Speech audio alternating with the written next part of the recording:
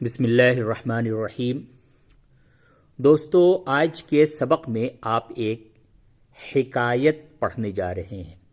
حکایت کے معنی ہیں واقعہ، قصہ، کہانی، اور ایسا واقعہ، ایسا قصہ، ایسا کہانی جس میں کوئی سبق ملتا ہو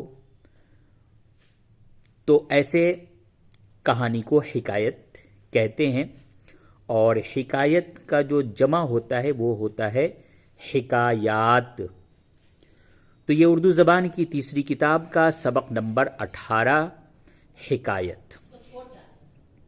نمبر 1، کوئی شکاری ایک تنگ منہ والے برتن میں تھوڑی سی مٹھائی ڈال کر چپکے سے جنگل میں رکھ آیا۔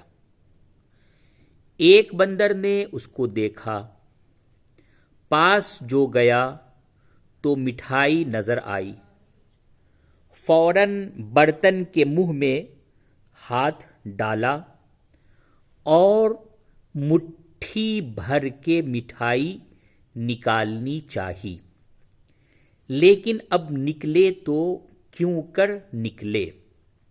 دیکھیے، یہ ایک جملہ ہے، یہ لیکن اب نکلے تو کیوں کر نکلے، اس کا معنی لیکن اب کس طریقے سے نکلے، کس طرح نکلے۔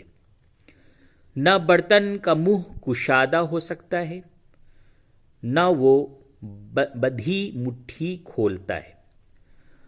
برتن کا منہ کشادہ یعنی چوڑا، پھیلنا، کشادہ کے معنی بڑا ہونا، تو ایسا ہو نہیں سکتا کیونکہ وہ مٹکا ہے، مٹی کا برتن ہے۔ اور بندر لالچ کے مارے وہ مٹھی کو نہیں کھول رہا ہے، کیونکہ اگر مٹھی وہ کھولے گا تو مٹھائی اس کی مٹھی سے نکل جائے گی۔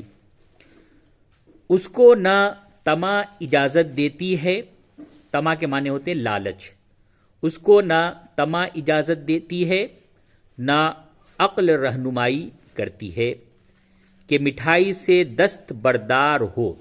دست بردار مانے علیحدہ ہو جانا، ہاتھ کھینچ لینا، الگ ہو جانا، اور اپنی جان بچائے۔ آخر شکاری آیا اور بندر کو گرفتار کر لیا۔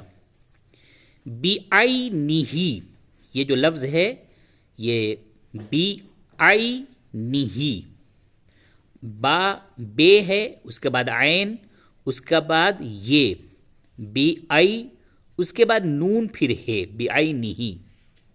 یہ ہے مثال ان لوگوں پر صادق آتی ہے جو مال کی محبت میں مبتلا ہو جاتے ہیں، یہاں تک کہ وہ بڑا صیاد یعنی موت ان کو گرفتار کر کے لے جاتا ہے۔ تو اب اس سبق میں یہ بہت ہی چھوٹی سی ایک حکایت اور ایک واقعہ تھا۔ اس کے اندر بتایا گیا کہ جیسے کہ ایک شکاری نے ایک تنگ، بہت ہی چھوٹے سے سوراخ والا برتن کے اندر مٹھائی ڈال کر کے اور جنگل میں رکھ دیا۔ بندر نے ہاتھ تو اندر ڈال لیا اور مٹھائی کو لے لیا۔ جب مٹھائی کو پکڑا تو اس کی مٹھی بند ہو گئی۔ اب جب مٹھی بند ہو گئی تو اب بند مٹھی اس برتن سے باہر نہیں نکل سکتا تھا، اور اگر بندر اس مٹھی کو چھوڑ دیتا تو اس کا ہاتھ باہر نکل سکتا تھا، لیکن لالچ کے مارے بندر نے مٹھائی کی لالچ کے مارے اپنی مٹھی کو نہیں کھولا اور ہاتھ اس کا باہر نہیں نکلا، یہاں تک کہ شکاری آ کر کے بندر کو پکڑ لیا۔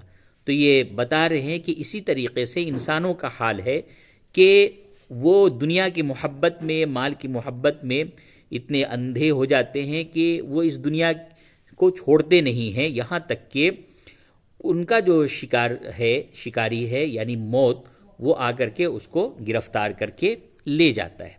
اب اس سبق کے اندر کچھ ایسے الفاظ ہیں جس کے معنی آپ یاد کر لیجئے۔ تو دیکھیے، یاد کرو ہجے اور معنی۔